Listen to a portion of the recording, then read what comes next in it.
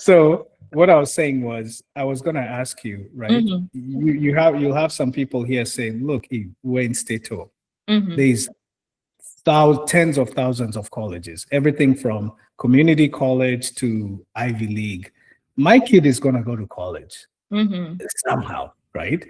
Yeah. I want you to tell them why that. I like what you said at the very beginning when you said there's money, there's resources, there's things on the table. So why should we not just settle for, oh, my child is going to go to college? In fact, there's a community college down the street that my child can go to.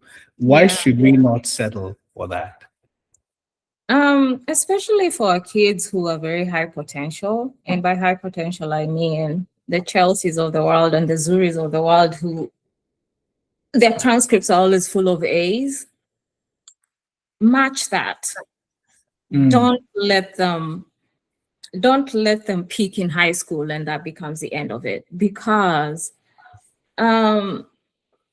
it's the same thing. You remember how in Kenya you could have gone to the school down the street or go to Alliance because it gives you more, it challenges you more.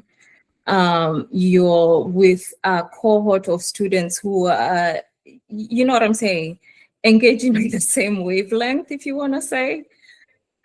That is the kind of inspiration I go with, because if you peak in high school and then you kind of just drop off in your college years, you're gonna miss out a lot. Yeah. And so preparing to go into some of these really huge selective schools, and I'm not saying this because there's nothing wrong with starting in a smaller school if that's where your level is right now, but you can always transfer. That's one thing I want to make parents be aware. You can start at a school, a community college, and still be able to end up, because as they say, where you start is not how you finish. You can start at that community college because that is where you are. Maybe you transferred in, I mean, you came to America when you're in like your junior year. So it's just been crazy and you didn't adjust well and all that. So you kind of didn't have the grades to take you to the next level. That is fine. Just don't give up. But the thing I always want to say is, when you are in some of these schools and some of these selective or highly selective schools that I like to position our kids in, there are resources that come with those schools that are not available in every other average school.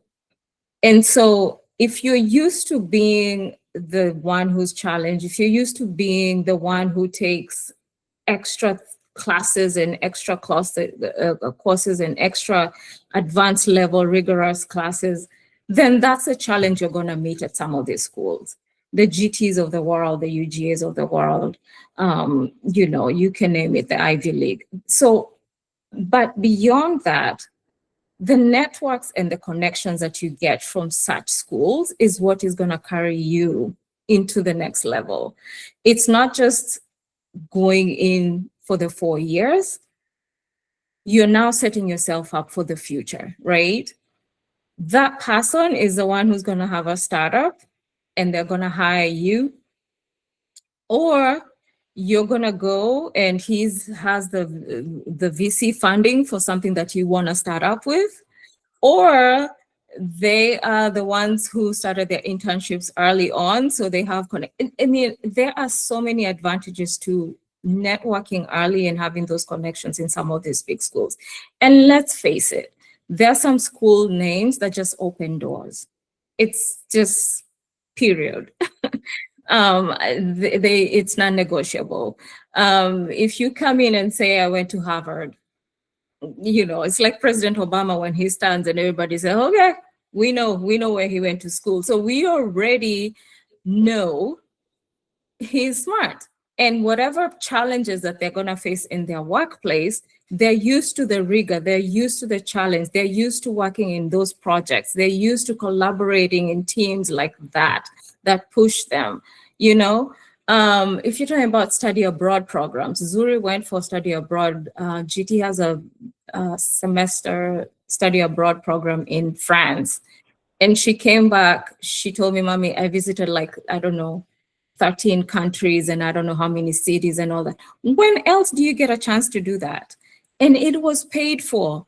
It was paid for by the state because, you know, her scholarships and all that, she's able to maintain that. So when I say some of these advantages come with some of these schools, it really is, I have evidence. Like